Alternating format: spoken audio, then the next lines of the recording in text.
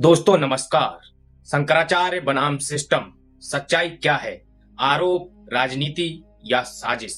क्या एक शंकराचार्य जिनके चरण कभी देश के प्रधानमंत्री छूते नजर आए थे, क्या वही शंकराचार्य आज पोस्को जैसे गंभीर आरोप में घिर चुके हैं? क्या ये कानून की निष्पक्ष कार्रवाई है या फिर सत्ता बनाम संत की लड़ाई है? मामला अभिमुक्तेश्वरानंद सरस्वती पर लगे पोस्को केस का है और दूसरी तरफ है उत्तर प्रदेश की सरकार जिसका नेतृत्व करते हैं योगी आदित्यनाथ। आदेश आया है प्रयागराज की पोस्को कोर्ट से। आरोप है दो नाबालिग शिष्यों के यौन शोषण का।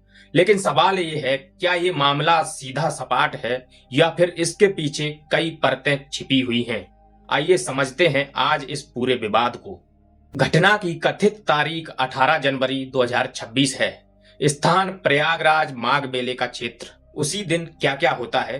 शंकराचार्य का रथ रोका जाता है, पुलिस और उनके समर्थकों के बीच झड़प होती है, लाठीचार्ज की खबरें आती हैं, वीडियो वायरल होते हैं और शंकराचार्य धरने पर बैठ जाते हैं। उन्होंने आरोप लगाया कि साधु संतों का अपमान हुआ है और यहीं से शुरू होती है टकराव की कहानी।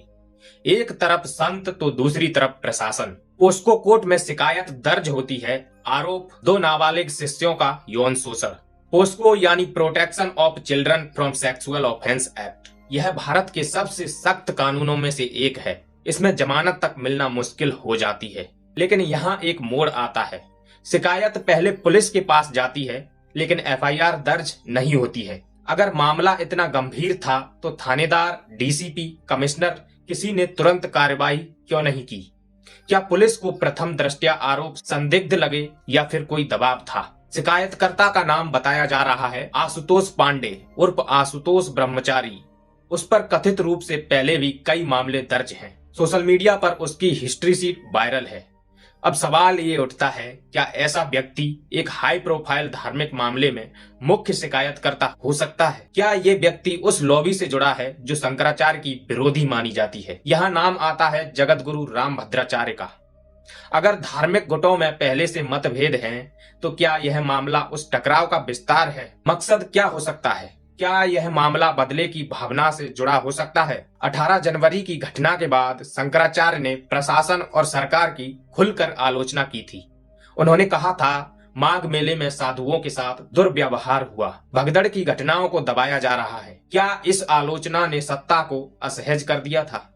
दूसरी तरफ अगर आरोप सच हैं, तो कानून अपना काम करेगा, चाहे आरोपी कितना भी बड़ा क्यों ना हो। यहीं पर मामला दो दिशाओं में बंट जाता है।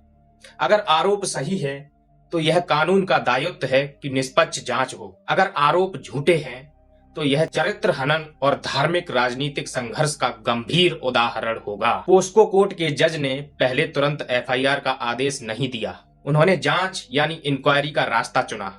अब सवाल है, अगर मामला अत्यंत गंभीर था तो तत्काल एफआईआर क्यों नहीं हुई? फिर कुछ दिनों बाद आदेश आता है मुकदमा दर्ज करने का। इसी बीच खबरें आई कि मेला प्रशासन शंकराचार्य से समझौते की कोशिश कर रहा था। अगर प्रशासन को पता था कि पोस्को जैसा आरोप है, तो समझौते की कोशिश क्यों हुई? क्या ये मान मनोबल थी या दबाव की रणनीति? यह भी याद रखिए, राजनीति और धर्म का रिश्ता भारत में बेहद संवेदनशील है। जब प्रधानमंत्री नरेंद्र मोदी सार्वजनिक रूप से संतों के चरण स्पर्श करते हैं, वो भी अभिमुक्तेश्वरानंद जैसे संत के, तो वह परंपरा और सम्मान का प्रतीक माना जाता है। जब वही संत आरोपों में घिर जाएं, तो यह सिर्फ एक कानूनी मामला नहीं रहता, यह प्रतीकात्मक टकराव बन जाता है। और जब विपक्ष और सत्ता के गलियारों में आंतरिक असहजता की चर्चाएं हों, तो मामला और भी जटिल हो जाता है। इस पूरे मामले में तीन संभावनाएं हैं। अगर आरोप सही हैं, तो कानून को निष्पक्ष जांच करनी चाहिए। आरोप झूठे हैं तो यह लोकतंत्र और न्याय व्यवस्था के लिए गंभीर सवाल है। या फिर सच इन दोनों के बीच कहीं छिपा है? अंततः सच अदालत में तय होगा, भावनाओं से नहीं। हाईकोर्ट या सुप्रीम कोर्ट में अगर मामला जाता है, तो वहां सबूत, गवाही और टाइमलाइन की बारीकी से जांच होगी। याद रखिए, ना तो किसी संत को कानून से ऊपर होना चाहिए और ना ही किसी को झूठे केस में फंसाया जाना चाहिए। लोकतंत्र की असली ताकत यही है कि सच देर से ही सही पर सामने आना चाहिए। आप क्या सोचते हैं? क्या यह न्याय की प्रक्रिया है या फिर संत बनाम सत्ता की लड़ाई है? क्या अभिमुक्तेश्वरानंद के चरित्र हनन की सोची समझी साजिश रची जा रही है या सच्चाई कुछ और है? आपका क्या मानना है कमेंट में जरूर बताइए।